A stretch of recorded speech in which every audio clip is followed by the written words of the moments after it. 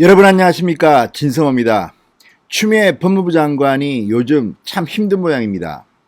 심지어 예결위 위원장인 정성호 의원, 민주당 소속 의원입니다. 민주당 소속 정성호 의원조차도 추미애 장관의 국회 답변 태도를 지적했습니다. 자, 그러자 추미애 법무부 장관이 오랜만에 SNS에 비교적 긴 글을 하나 올렸습니다. 이것도 일종의 자기 변명입니다. 그러나 추미애 장관이 이렇게 입을 열 때마다 자살골, 자책골을 넣는다는 비판을 받고 있습니다. 이번에도 재발등을 찍은 것 같습니다. 자, 추미애 법무부 장관은 그동안 쌓였던 불만 또는 그동안 자기에 대한 이미지를 좀 바꿔보려고 이런 글을 올렸는지는 모르겠지만 이 글을 읽으면서 사람들은 또 한번 법무부 특활비는 도대체 어디서였지? 그 10억이 넘는 그 큰 돈이 뭐지? 자, 추미애 장관의 글은 논리적으로 상당히 불편합니다. 본인 입장만 그냥 감정적으로 내뱉을 뿐 본인이 지금 어떤 위치에 있는지를 잘 모르는 것 같습니다. 특히 이 글을 읽어보면 오선 의원의 민주당 대표까지 지내서 그런지 모르지만 국회에 대한 경시 현상도 있습니다. 국회에 대한 불만이 지금 잔뜩 쌓여 있습니다. 겉으로는 정성호 동지라면서 본인을 비판한 민주당 예결위원장 정성호 의원에게 좀 미안하다는 뜻을 담으려고 했던 것 같은데 결과적으로는 국회에 대해서 그 위에 서려고 하는, 그러니까 민주주의 원칙을 무시하는 듯한 그런 느낌을 지울 수가 없습니다. 삼권 분립 국가입니다. 그런데 마치 본인이 지금도 민주당 대표인 양 국회에 대해서 훈계를 하고 있습니다. 국민들이 제일 싫어하는 것 중에 하나가 지적질입니다. 너나 잘하세요. 너나 잘하세요라는 영화 대사가 생각납니다. 아무튼 추미애 장관 지금 상당히 힘든 모양입니다. 진성호의 융단 폭격 시작합니다. 추미애 법무부 장관을 융단 폭격합니다. 방송에 앞서 아직 진성호 방송에 구독자가 아니신 분들은 붉은색 구독 버튼 눌러주십시오. 더 좋은 방송으로 보답하겠습니다. 그래도 과거의 추미애 글보다는 조금 톤 다운됐습니다. 그만큼 지금 추미애 장관 본인에 대한 비판을 의식하는 것 같습니다. 자, 지난 국정감사 다른 것은 보이지 않고 추미애와 윤석열의 갈등만 국민들 앞에 부각됐다, 이런 평가가 나오고 있습니다. 심지어 지난 국정감사 때는 스타 국회의원도 등장하지 않았습니다. 그런데 그 결과가 뭡니까? 윤석열은 어떤 여론조사에서 대권 후보 1위를 기록했는데 추미애는 이름도 안 나옵니다. 왜 그럴까요? 추미애 본인은 친문들한테 잘 보이려고 이렇게 검찰 개혁이니 뭐니 떠들어대지만 실질적으로 청와대나 민주당에 기여한 바는 없다. 오히려 마이너스의 손이다, 이런 비판까지 받고 있습니다. 민주당도 이제 추미애가 부담스러워진 것 같습니다. 그래서인지 정성호 예결위원장이 오죽했으면 그렇게 공개적으로 핀잔을 줬겠습니까? 자, 그러자 정성호 의원에게 편지를 쓰는 형식으로 본인의 최근 심정을 드러냈는데 그게 또 가관입니다.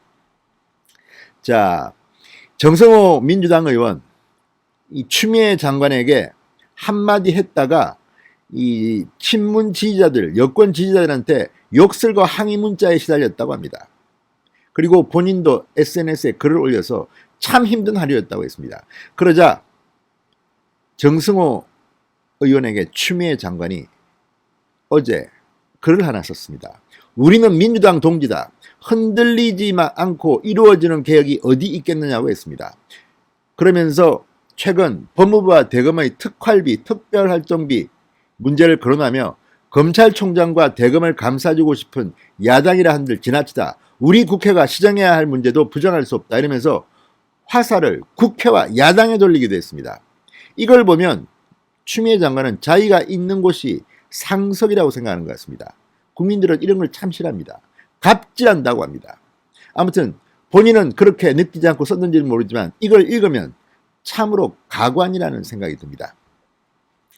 자, 여러분 아시다시피 국회 예결위에서 정성호 위원장이 지난 12일 하도 추미애 장관이 야당 의원 질문하는데 끼어들고 오만불순하게 장황하게 자기 말만 하자 참다 못해 같은 민주당 소속이지만 한마디 거들었습니다. 장관님, 정도껏 하십시오. 좀 정도껏 하세요. 좀 이렇게 말했다가 발칵 뒤폈습니다. 헤드라인에 뽑히고 친문 지지자들, 여권 지지자들 정승호 위원장한테 욕설, 항의, 문자를 보내고 난리가 났습니다. 그러자 정승호 의원 이튿날 자신의 페이스북에 글을 올렸습니다. 내년도 예산의 0.1%도 안 되고 예결위 전체 질의의 1%도 안 되는 특활비, 특수활동비 논쟁만 부각됐다. 민생 예산이 어떻게 논의되었는지 아무도 관심이 없고 모른다. 이렇게 비판했습니다. 이 말은 추미애 장관이 필요하지도 않은데 윤석열을 공격하기 위해서 윤석열의 특활비를 감찰하라 뭐 이런 말을 했다가 거꾸로 법무부의 특활비가 논란이 되고 뜨거워지니까 예결위원장인 정성호 의원도 추미애 장관의 이런 태도에 불만이 폭발한 것 같습니다. 자, 지금 국회는 정말 민생보다는 추미애가 일으킨 이 논란 속에서 계속하고 있습니다. 검찰 개혁이 아니라 검찰 개악인데 이걸 지금 부각시키면서 추미애 이름만 뜨고 민주당과 청와대는 바보가 됐다는 그런 평가도 있습니다. 아무튼 추미애 장관 코너에 몰리니까 어제 친애하는 정성호 동지에게라는 제목의 글을 올렸습니다. 동지랍니다. 자, 지금 추미애는 법무부 장관입니다. 강요입니다. 정성호 의원은 지금 예결위 위원장입니다. 국회와 정부는 다릅니다. 국회는 행정부를 비판합니다. 민주당이든 국민의힘이든 여당이든 야당이든 정부를 견제해야 할 책임이 있습니다. 그게 국회의원을 뽑은 국민들의 뜻입니다. 그런데 지금 추미애의 글을 보면 마치 자기가 과거의 당대표인 양, 민주당 선배인 양 폼을 잡는 게 아닌가 싶습니다. 정승호 동지, 친애하는 동지, 원래 친애하는, 존경하는 이런 말을 쓸 때는 별로 친애하거나 존경하지 않는다는 그런 농담이 있습니다. 국회에서도 정말 싫은 사람한테 말을 할 때는 반드시 존경하는 이종걸 의원, 존경하는 김부겸 의원님 이렇게 존경한을 붙입니다. 왜? 화를 삭히기 위해서, 조금 더 감정을 절제하기 위해서 씁니다. 마찬가지로 추미애 장관은 국회의원을 5선이나 했으니까 모를 리가 없습니다. 친애하는 정성호 동지라는 표현을 쓴 이유는 정성호 의원한테 화가 나 있다는 것, 반증이기도 한 것 같습니다. 자, 추미애 장관이 이렇게 말했습니다.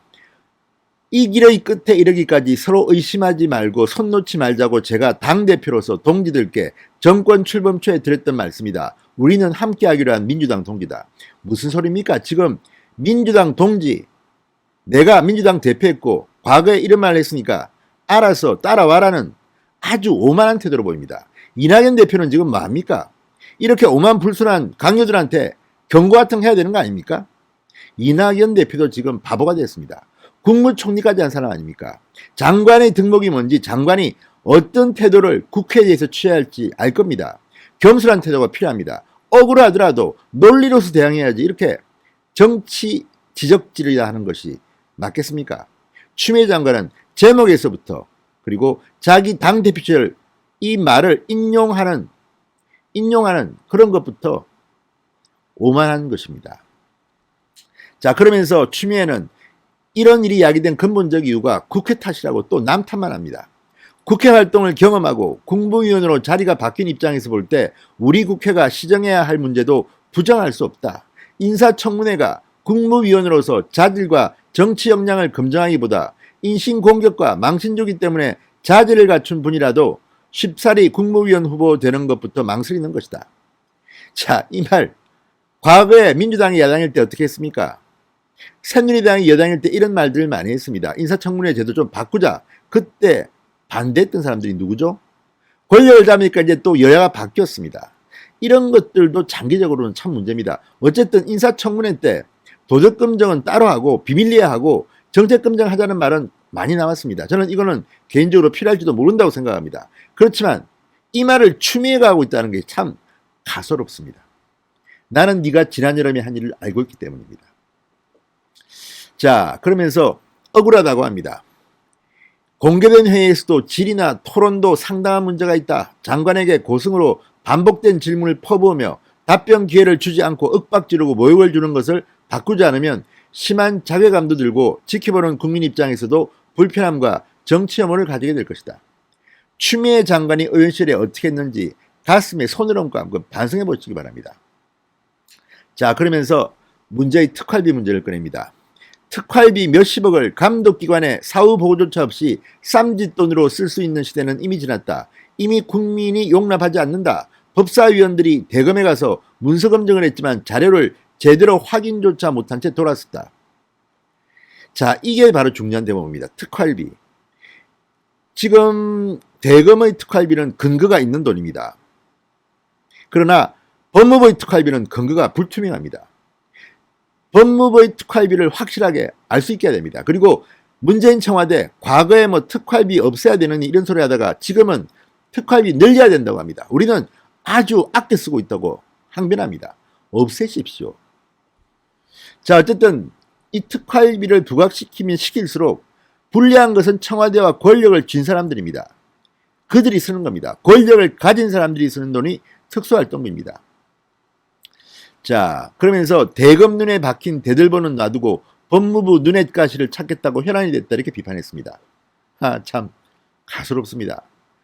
정반대로 법무부 눈에 박힌 대들보는 놔두고 대검 눈엣 가시를 찾겠다고 혈안이 됐다. 윤석열 총장은 이런 한 장 허투루 쓰지 않는다고 합니다.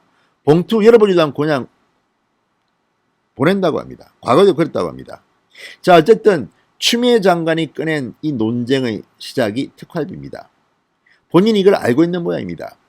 자, 검찰로 가야 할 특수활동비 중 매년 10억 원 이상이 법무부로 흘러간다 사실이 이번에 확인됐습니다. 대검에 배정된 특수활동비 93억 가운데 10억 3천만 원을 법무부 검찰국을 가져갔다는 겁니다. 그리고 실제로 돈 봉투를 나눠줬다는 의혹을 야당이 제기하기도 했습니다. 자, 기획재정부 지침을 보면 특활비는 기밀 유지가 요구되는 정보 및 사건 수사, 기타 이에 준하는 국정 수행 활동에 소요되는 경비라고 규정되어 있습니다. 법무부 검찰국이 10억 이상 써야 될 이유가 있습니까? 이거 낱낱이 까야 합니다. 또 추미애 장관이 SNS 글을 통해서 한 번 더 특활비를 부각시킴으로써 청와대 부메랑에 대해서 돌아갈 겁니다. 자, 그러면서 이 추미애 장관은 계속 떠듭니다. 도종환 시인의 흔들리지 않고 피는 꽃이 없노라 이런 말씀을 인용하면서 흔들리지 않고 이루어지는 계획이 어디 있겠느냐. 지금 추미애 계획이라면 다들 콧방귀를 낍니다. 이미 추미애 손에 있는 계획은 끝이 났습니다. 계획은 깨끗한 사람이 하는 겁니다. 깨끗한 사람. 자, 어쨌든 추미애 장관의 이 SNS를 쓸 때마다 사고가 튑니다. 이번에도 자충수를 뜬 것 같습니다. 진성호의 융단 폭격이었습니다. 여러분 감사합니다.